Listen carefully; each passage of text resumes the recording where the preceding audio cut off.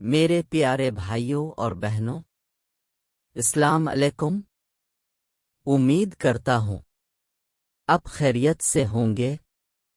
آج میں آپ کے لیے ایک حدیث لے کر آیا ہوں۔ آئیے دیکھتے ہیں اس ویڈیو میں، لیکن ویڈیو شروع کرنے سے پہلے ہمارا چینل سبسکرائب کر دیں۔ شروع کرتے ہیں۔ نبی کریم صلی اللہ علیہ وسلم پر وحی کا ابتدائی دور اچھے سچے پاکیزہ خوابوں سے شروع ہوا۔ اب صلی اللہ علیہ وسلم خواب میں جو کچھ دیکھتے وہ صبح کی روشنی کی طرح صحیح اور سچا ثابت ہوتا۔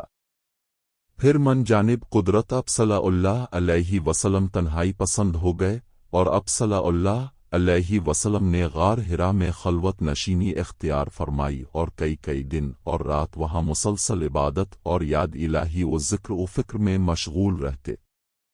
جب تک گھر آنے کو دل نہ چاہتا توشہ ہمراہ لیے ہوئے وہاں رہتے۔ توشہ ختم ہونے پر ہی اہلیہ محترمہ خدیجہ رضی اللہ عنہا کے پاس تشریف لاتے اور کچھ توشہ ہمراہ لے کر پھر وہاں جا کر خلوت گزیں ہو جاتے۔ یہی طریقہ جاری رہا یہاں تک کہ اب صلی اللہ علیہ وسلم پر حق منکشف ہو گیا، اور اب صلی اللہ علیہ وسلم غار حرا ہی میں قیام پذیر تھے کہ اچانک جبرائیل علیہ السلام اب صلی اللہ علیہ وسلم کے پاس حاضر ہوئے اور کہنے لگے کہ محمد پڑھو۔ اب صلی اللہ علیہ وسلم فرماتے ہیں کہ میں نے کہا کہ میں پڑھنا نہیں جانتا۔ اب صلی اللہ علیہ وسلم فرماتے ہیں کہ فرشتے نے مجھے پکڑ کر اتنے زور سے بھینچا کہ میری طاقت جواب دے گئی، پھر مجھے چھوڑ کر کہا کہ پڑھو۔ میں نے پھر وہی جواب دیا کہ میں پڑھا ہوا نہیں ہوں۔ اس فرشتے نے مجھ کو نہایت ہی زور سے بھینچا کہ مجھ کو سخت تکلیف محسوس ہوئی، پھر اس نے کہا کہ پڑھ۔ میں نے کہا کہ میں پڑھا ہوا نہیں ہوں۔ فرشتے نے تیسری بار مجھ کو پکڑا اور تیسری مرتبہ پھر مجھ کو بھینچا، پھر مجھے چھوڑ دیا اور کہنے لگا کہ پڑھو اپنے رب کے نام کی مدد سے جس نے پیدا کیا اور انسان کو خون کی پھٹکی سے بنایا، پڑھو اور آپ کا رب بہت ہی مہربانیاں کرنے والا ہے۔ پس یہی آیتیں اب صلی اللہ علیہ وسلم جبرائیل علیہ السلام سے سن کر اس حال میں غار حرا سے واپس ہوئے کہ اب صلی اللہ علیہ وسلم کا دل اس انوکھے واقعہ سے کانپ رہا تھا۔ اب صلی اللہ علیہ وسلم خدیجہ کے ہاں تشریف لائے اور فرمایا کہ مجھے کمبل اڑا دو، مجھے کمبل اڑا دو۔ لوگوں نے اب صلی اللہ علیہ وسلم کو کمبل اڑا دیا۔ جب اب صلی اللہ علیہ وسلم کا ڈر جاتا رہا تو اب صلی اللہ علیہ وسلم نے اپنی زوجہ محترمہ خدیجہ رضی اللہ عنہا کو تفصیل کے ساتھ یہ واقعہ سنایا اور فرمانے لگے کہ مجھ کو اب اپنی جان کا خوف ہو گیا ہے۔ اب صلی اللہ علیہ وسلم کی اہلیہ محترمہ خدیجہ رضی اللہ عنہا نے اب صلی اللہ علیہ وسلم کی ڈھارس بندھائی اور کہا کہ آپ کا خیال صحیح نہیں ہے۔ اللہ کی قسم، آپ کو اللہ کبھی رسوا نہیں کرے گا۔ اب تو اخلاق فاضلہ کے مالک ہیں، اب تو کنبہ پرور ہیں، بے قصوں کا بوجھ اپنے سر پر رکھ لیتے ہیں، مفلسوں کے لیے اب کماتے ہیں، مہمان نوازی میں اب بے مثال ہیں، اور مشکل وقت میں آپ امر حق کا ساتھ دیتے ہیں۔ ایسے اوصاف حسنہ والا انسان یوں بے وقت ذلت و خواری کی موت نہیں پا سکتا۔ پھر مزید تسلی کے لیے خدیجہ رضی اللہ عنہا اب صلی اللہ علیہ وسلم کو ورقہ بن نوفل کے پاس لے گئیں، جو ان کے چچا زاد بھائی تھے اور زمانہ جاہلیت میں نصرانی مذہب اختیار کر چکے تھے اور عبرانی زبان کے کاتب تھے، چنانچہ انجیل کو بھی حسب منشائے خداوندی عبرانی زبان میں لکھا کرتے تھے۔ انجیل سریانی زبان میں نازل ہوئی تھی، پھر اس کا ترجمہ عبرانی زبان میں ہوا۔ ورقہ اسی کو لکھتے تھے۔ وہ بہت بوڑھے ہو گئے تھے، یہاں تک کہ ان کی بینائی بھی رخصت ہو چکی تھی۔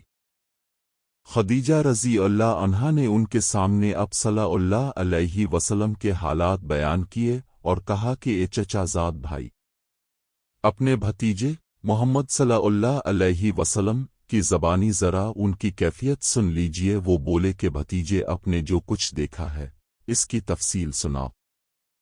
چنانچہ اب صلی اللہ علیہ وسلم نے از اول تا آخر پورا واقعہ سنایا، जिसे सुनकर वर्का बे-इख्तियार होकर बोल उठे कि ये तो वही नामूस मुअज़्ज़ज़ राज़दान फरिश्ता है जिसे अल्लाह ने मूसा अलैहिस्सलाम पर वही देकर भेजा था।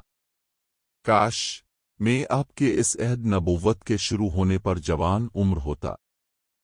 काश मैं इस वक्त तक जिंदा रहता जबकि आपकी कौम आपको इस शहर से निकाल देगी।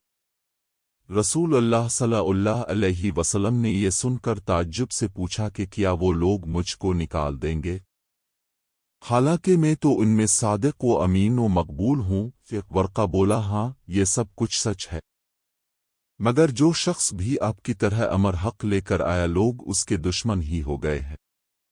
अगर मुझे आपकी नबूवत का वो ज़माना मिल जाए तो मैं आपकी पूरी मदद करूँगा। मगर वर्का कुछ दिनों के बाद इंतकाल कर गए। फिर कुछ अरसा तक वही की आमद मौकूफ रही।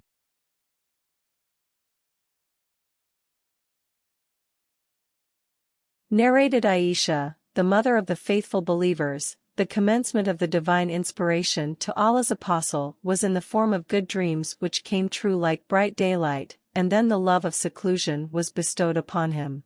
He used to go in seclusion in the cave of Hira where he used to worship Allah alone, continuously for many days before his desire to see his family.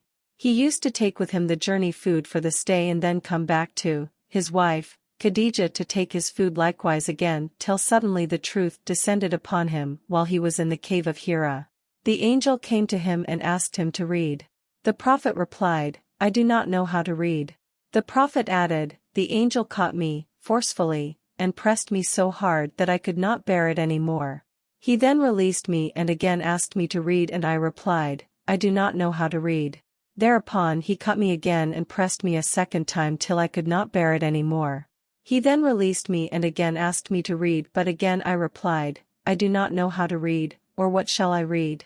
Thereupon he caught me for the third time and pressed me, and then released me and said, read in the name of your Lord, who has created all that exists, created man from a clot. Read. And your Lord is the most generous.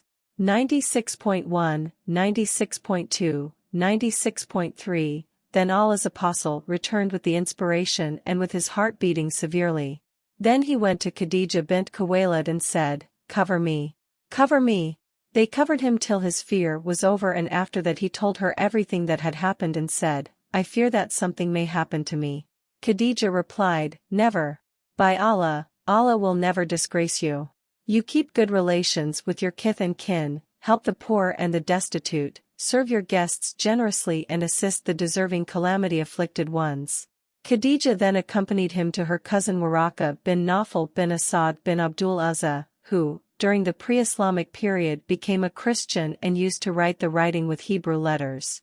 He would write from the Gospel in Hebrew as much as Allah wished him to write. He was an old man and had lost his eyesight. Khadija said to Waraka, listen to the story of your nephew, O my cousin. Waraka asked, O my nephew, what have you seen? Allah's apostle described whatever he had seen. Waraka said, this is the same one who keeps the secrets, Angel Gabriel, whom Allah had sent to Moses.